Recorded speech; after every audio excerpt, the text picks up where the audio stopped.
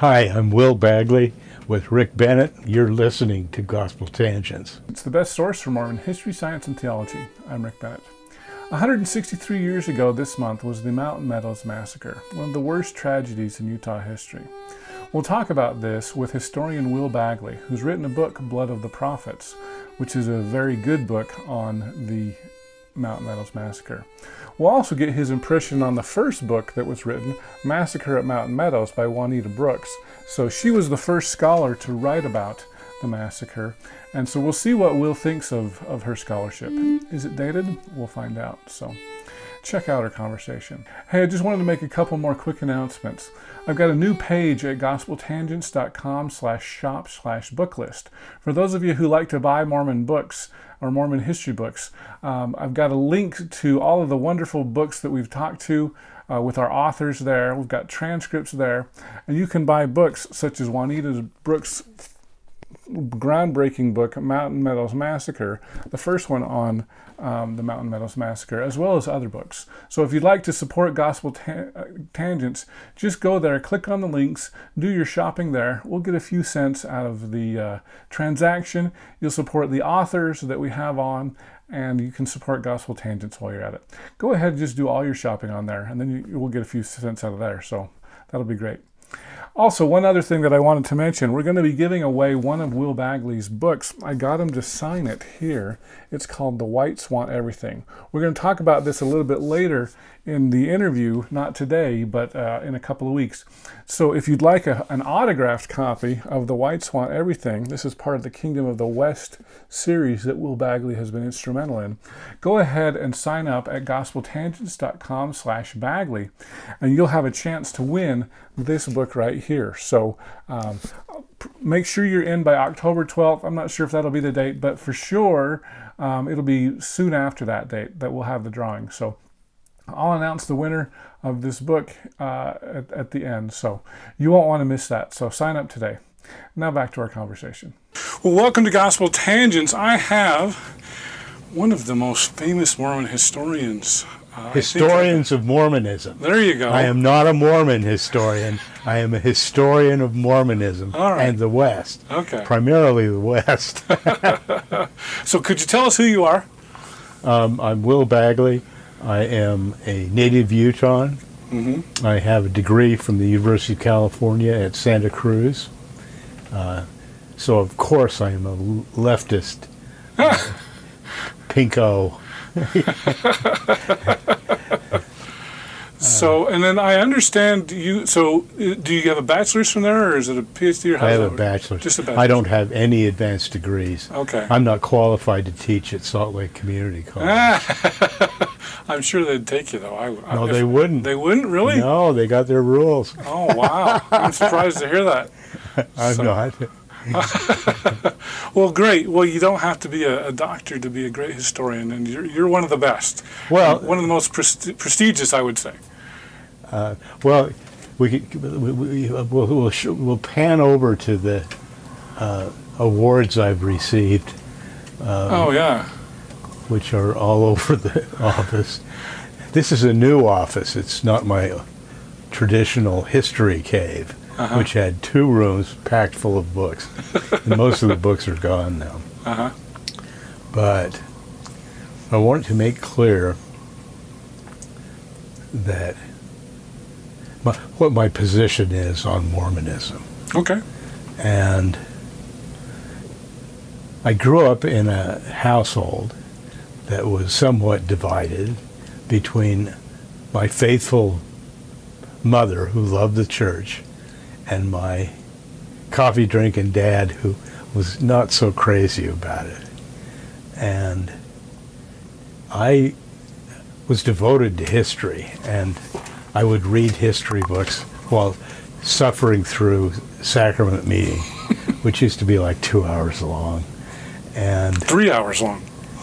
Yeah. Oh, you're talking about just sacrament? It was 2 hours, because it used to be 90 minutes, I think. Well, there used to be these ordeals on starving Sundays.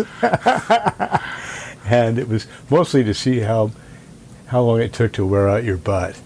And it definitely wore out my butt, because now I've got arthritis so bad I can barely stay seated very long. But I've come to appreciate how much feeling matters in Mormonism.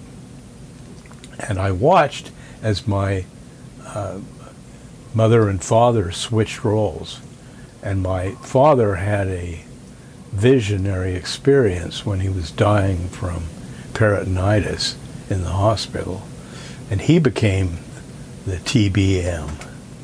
And my mother grew more and more skeptical. And she told me, not long before she died, she said, I know it's all a lot of hooey, but I like it anyway. And I think that's it, so much of your relationship with Mormonism depends on your emotional relationship. If it works for you, it's going to work for you. And I had a harrowing summer.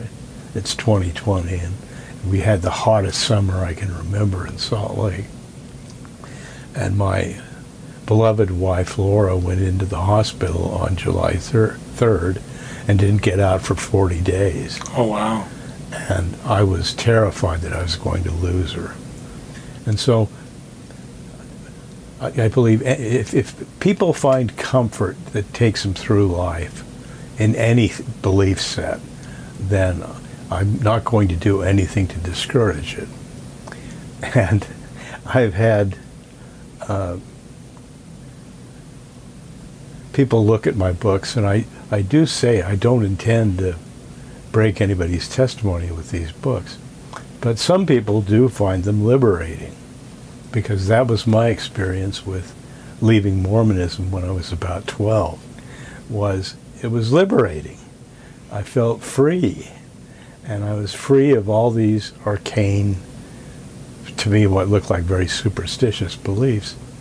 But that's what worked for me, and I don't recommend it to anybody else. Well, I do recommend it, but try it out, see how it works for you. And the religion itself, the Book of Mormon says, at the very end in Moroni someplace, amid the piles of dead bodies. And you know, one thing that people seldom note, that the casualties of these Book of Mormon battles are in the millions. And that's an awful lot more than any real battle in world history. But how could you stand the smell? But Moroni's waxing spiritual, and he says, if you want to know if this golden book is true, pray about it, and you will get a feeling, which is how it works. And if you pray and you get the feeling, then it works for you. But it didn't do anything to me but make me bored.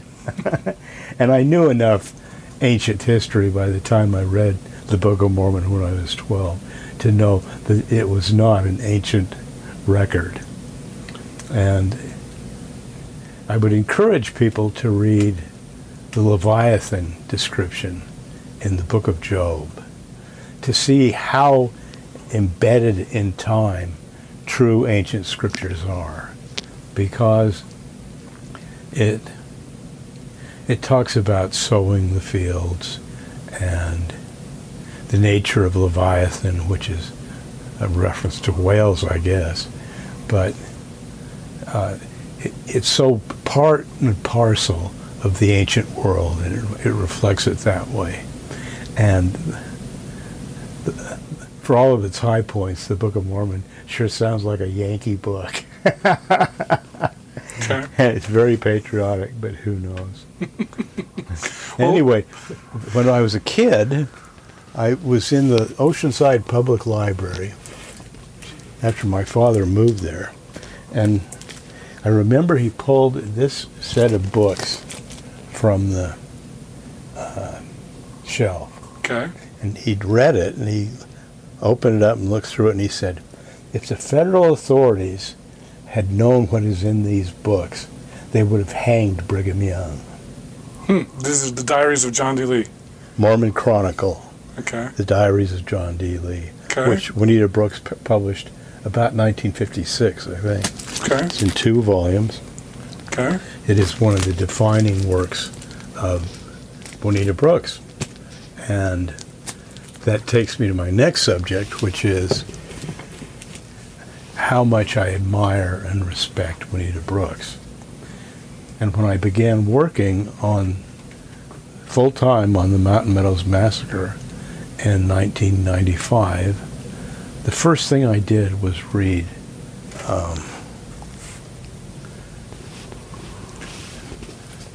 I read the second edition, but this is the first edition of her Mountain Meadows Massacre. Yeah. And she did a minor update, which I've got around here someplace, in 1970. And I don't agree with everything Juanita Brooks concluded, but I can't help but recognize her courage and her dedication to the truth. And what the Mountain Meadows Massacre is a documentary history that Dale Morgan had helped her put together. And Morgan is another one of these great, what is often called amateur historians, because we don't have advanced degrees. But I think Morgan, who was absolutely brilliant, very carefully defined. He knew what the limits of the Mountain Meadows story were, what the church would accept and what they wouldn't, because in the 1870s, the church manufactured the history that is now the church party line. And it was done for H.H. Bancroft.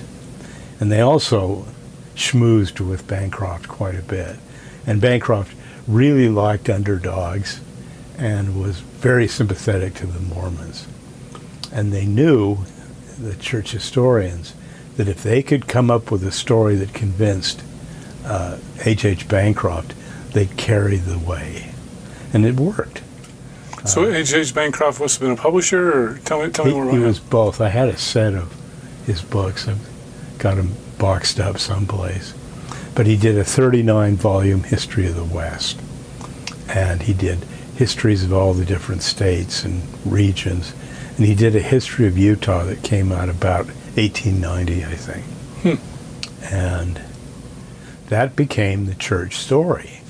And what I think Morgan did was craft the Mountain Meadows Massacre so that if they hauled Juanita Brooks in to excommunicate her, he could say, "You can't excommunicate me. This is your story. This is what you say happened." And it was true. But whatever it was a courageous book. And she worked within very narrow confines, but did an absolutely beautiful job. And I want to read a quote. Okay. Because at the end of Mountain Meadows Massacre, let me see, I'm going to go, I had the book sitting right over here so I could grab it. Okay, here is the second edition of the Mountain Meadows Massacre. And it's not very long, but it's absolutely the essential documents and everything that had emerged and that Juanita Brooks found in her long life, because she was 52 when the book came out. And she came to four basic conclusions. And the first one was, while Brigham Young and George A. Smith, the church authorities chiefly responsible, did not specifically order the massacre, they did preach sermons and set up social conditions which made it possible. Now, to me, that is assigning who holds the moral responsibility for the worst event to ever happen in Utah, outside of a couple of massacres of Indians. And I think that pretty well defines who deserves to to be held accountable. I hope you enjoyed our conversation with historian Will Bagley. In our next conversation, we'll talk about another disaster that occurred just a few years prior to the Mountain Meadows Massacre. Everything in history is tied together, so I'm going to start with the handcart disaster. If you'd like to hear the entire interview uncut, please subscribe to patreon.com/gospeltangents, and for just $5 a month, you can hear the entire interview without any interruption. If you'd like a paperback version of our transcripts, go to amazon.com and do a search for Gospel Tangents interview. Also, if you'd like to give the money to me and not Amazon, please subscribe on my website, and I'll be able to send you a transcript as soon as they are completed, and click the subscribe button. You can also find our latest information on facebook.com/gospeltangents, as well as we're on Twitter @gospeltangents. And don't forget to subscribe on Apple Podcasts. The link is at tinyurl.com/gospeltangents, and you can subscribe there. Also, please give us a 5-star review. If you want to support all of the podcasts as part of the Dialogue Podcast Network, go to lyceum.fm, that's lyceum.fm, and do a search for Dialogue Podcast Network or Gospel Tangents, because, that's a pretty cool one too. Thanks again for listening. Click here to subscribe, here for a transcript, and over here we've got some of our great videos. Thanks again.